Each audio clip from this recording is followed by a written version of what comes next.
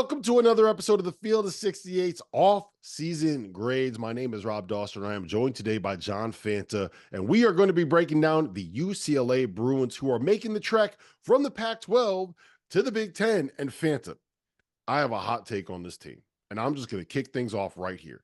I think that UCLA is in a position where they can go into the Big Ten in year one and win the Big Ten regular season title. And the reason I believe that has as much to do with what I like on the UCLA roster as it does with the fact that I don't look at the Big Ten and see anyone in that conference that I'm necessarily that scared of. We'll get to that in a little bit. But big news for UCLA. They got back Dylan Andrews. They got back Sebastian Mack. They got back Lazar Stevanovic, and they bring in some pretty damn good transfers, if you ask me. Tyler Bilodeau from Oregon State, Kobe Johnson from USC, who sneakily has a chance to play in the NBA one day, and a couple of highly touted recruits that needed a reset in Sky Clark and Eric Daly.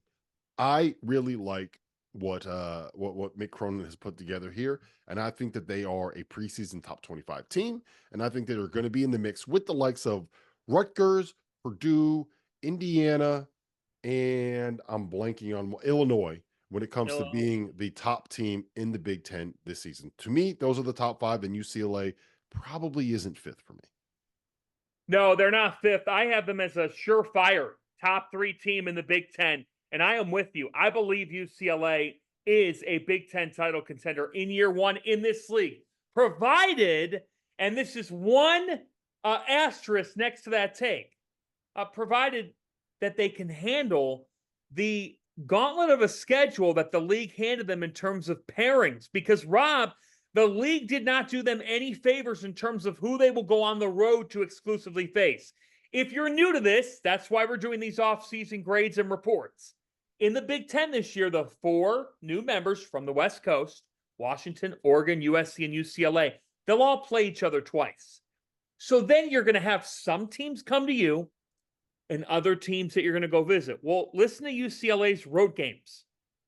Illinois, Indiana, Maryland, who's going to be a tournament team in my imagination, Nebraska, not a particularly good Big Ten team this upcoming year, but Rob, you and I both know Lincoln will fill up for that game.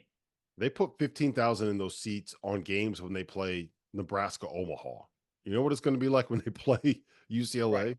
Right. I would venture to say UCLA's never gone to Lincoln to play at Nebraska. There's a reason why the only thing Gary Parrish knows about the University of Nebraska is nobody walks into Pinnacle Bank Arena.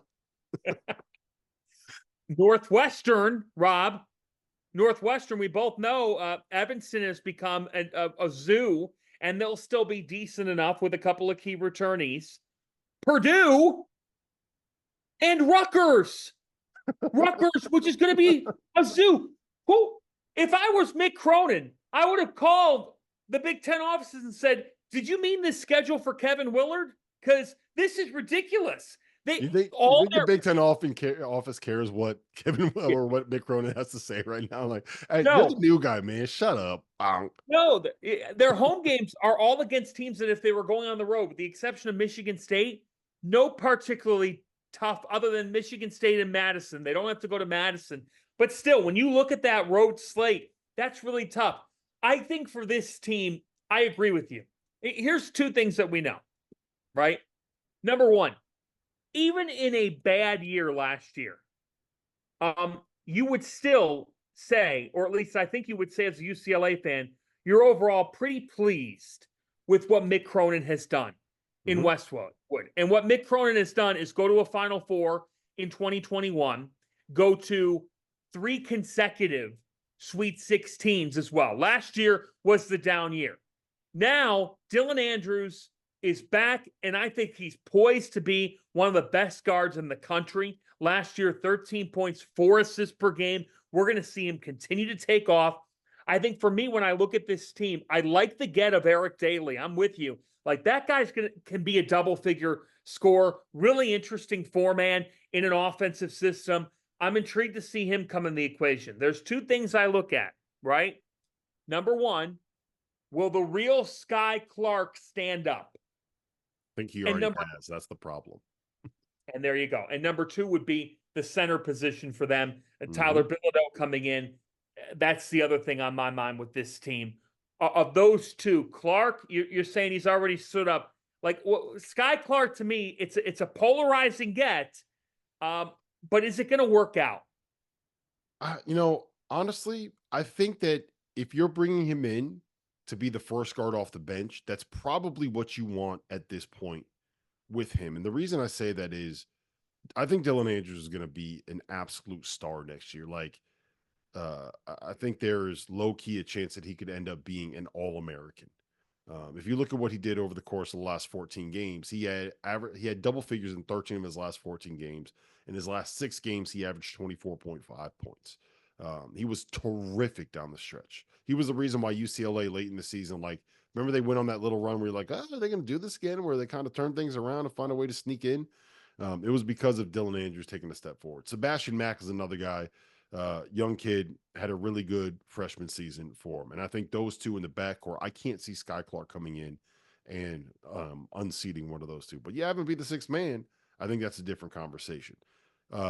Lazar Stefanovic is a really good 3-man. I think combining him with Eric Daly and Tyler Bilodeau is like and Kobe Johnson, like you got a top 7 on the perimeter from the 1 through 4 spots where you feel pretty good about your setup for your Mick Cronin. But you are 100% correct about the 5 spot. Like, what do you got there? Like I think I kind of hoped that Adeem Bono was going to end up coming back to school, and that didn't work out. Adai Mara, the 7'3" Spanish dude, is still a intriguing potential NBA guy that maybe with a year of seasoning could be able to take a step forward. But that's we were doing X factors and stuff here. My single biggest X factor is what the hell are they going to do with the 5 spot? Like, is there going to be one of the freshmen? Like, is Tyler going to end up being a stretch 5? Like that is something that is a big red flag to me. And when you think Mick Cronin basketball, like having an absolute dog at the 5 spot is kind of what you think about, right? When you think about his best teams. Yeah, it is what you think about. And so in that regard, they don't have that on this team on paper. Now, I do kind of look at and get intrigued by Adai Mara because, yeah, he only played 9.5 minutes a game last year. And yes, his impact was limited in the scoring column. But Rob, you got to think to yourself, 7'3", 240, a whole summer in the lab. They've had development success before with guys. Is there something there? Is there a leap that can be taken for him to become, not a 9.5 minute, but a solid rim protector that plays 17 to 20 minutes per game? Not sure, but I do think that they have the freedom to play with more versatility, and it feels like Cronin has evolved and adapted some in his time at UCLA to try to find combinations that are going to work. You don't make a Final Four unless you do some adapting. He got knocked on at Cincinnati for not scoring the basketball well enough, just not being good enough offensively. I do think that this team, Rob, I don't think scoring is going to be a problem. Like on the perimeter, they'll get buckets. They're going to get buckets, and I think that Lazar Stefanovic is a key X factor of this team because, again, a veteran guy who's been a double-figure scorer at 6'7", enters his 4th year of college basketball. We know that translates to winning. Bilodeau, Tyler Bilodeau went from a guy as a freshman that was averaging 7 points per game, more than doubled that production this past year, doubled his rebounding production, shot 53%, shot close to 35% from 3. Tyler Bilodeau might be the answer there, and you just play with a stretch man 5, and you play a little bit smaller, and you play him alongside Eric Daly Jr. some. We can't forget as well on the wing about Kobe Johnson and what he's going to add for this team. On the perimeter, you got more players than available minutes here. So it's going to be interesting to see how that all shelves out, because I'm with you. Like, Sebastian Mack, to me, I if I had to vote between him and Sky Clark, I'm going to vote for Mack. Yeah. And I think we should also mention William Kyle from South Dakota State, who averaged 13-7 as a sophomore. I do like how you didn't just go out and get a bunch of 5th-year guys. right? When it comes to the transfers, he is, has an eye towards keeping players around maybe 2, maybe 3 years if you get them for transfers. That does matter. So we'll see how that ends up playing out. Expectations for this group. I think a top 5 finish in the Big Ten would be a very, very good first season in the Big Ten, and I think that it's doable. I think that it should be this if they don't make the tournament, it would be a very disappointing year for me when it comes to UCLA. Whether you are a world-class athlete or a podcaster like me, we all understand the importance of mental and physical well-being and proper recovery for top-notch performance. After a 6-month season loaded with cross-country travel, I can promise you that proper recovery is a priority for me these days. That's why I'm excited that Unified Healing is sponsoring this episode of the Field of 68.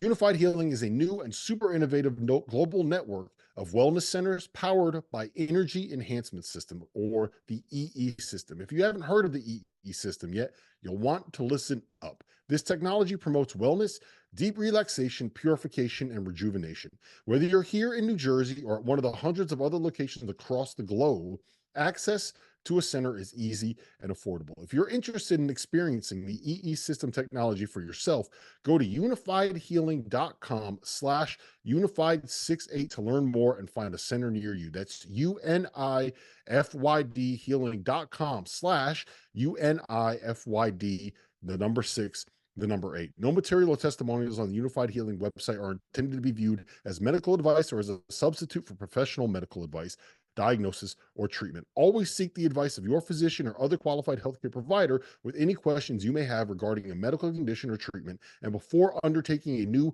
healthcare regimen, including the EE system. Yeah, tournament team is the minimum expectation. My honest expectation would be to win a game in the tournament, and then it's a little bit draw dependent. Do I see a potential Sweet 16 team? Yeah. So the utmost expectation for me is Sweet 16. You made 3 in a row. How about 4 and 5 years? How about 4 and 5 years for this program? Mm-hmm. I'm going to say top 4 finish. I'm going to be a little bit harsher and say I expect this team to finish in the top 4 of the Big Ten, because I do look at the Big Ten. I think that Indiana is set up for big time success.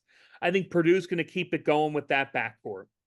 But I don't think that there's a whole lot of knowns, after those 2 teams. And look, we still have to see Mike Woodson back it up. Do I like Ohio State? I do, but I like Mick Cronin a little bit more than Jake Diebler. And I think that UCLA, I like their pieces a little bit more. I do like Oregon quite a bit in this league, but I think UCLA is a top 4 team in this conference. Yeah. I think, look, they're going to be right there in the mix. And I do think it'll be fun for them to experience some of the best venues that the Big Ten has to offer. You get to experience Mackey. You get to experience the Rack. You get to experience Assembly Hall. You get to experience the other Assembly Hall. It's going to be a lot of fun. All right. You get to experience 5-degree weather. Yeah, they were not built for that, man. It's going to come up when we get into the season. I can see this being a DTF topic, and this is going to be fun for the metrics guys. Like Evan Maya is going to be, I'm just intrigued to see cross-country success rate, efficiency rate, when a Cal has to go across the country for ACC, or, that's a bad example. A UCLA has to go to Rutgers and Maryland and Purdue. What do their numbers look like versus when they're hosting these teams in Westwood? I think there'll be a stark difference. I'm intrigued to see it, because Rob, you and I both know we don't have a long list of, we don't even have a list of like track record of a team that's in a conference where they're traveling across the country. It doesn't happen like that. Like it doesn't exist. Conferences are supposed to be regional. That's why the SEC is the Southeastern Conference. That's why the Pac-12 was the Pacific Conference. The ACC is the Atlantic Coast Conference that now has 3 teams. The Big on East. the Pacific Coast. The Big East has teams on the Great Lakes. Like, what are we doing here, man? All right, give me off-season grades for UCLA. What do you got? Yeah, I'll give them a B+. I mean, I think that they had a nice offseason. I think that it's solid. Do I think it's the best offseason I've ever seen? No, and so that's why I'm not just going to hand out A's. I think that being able to sit here and say we've got Dylan Andrews, who you talked about his late season tear. Well, to be exact, he scored 21 or more points in 4 of his final 6 games. And in his final 3 games, he had 12 combined assists.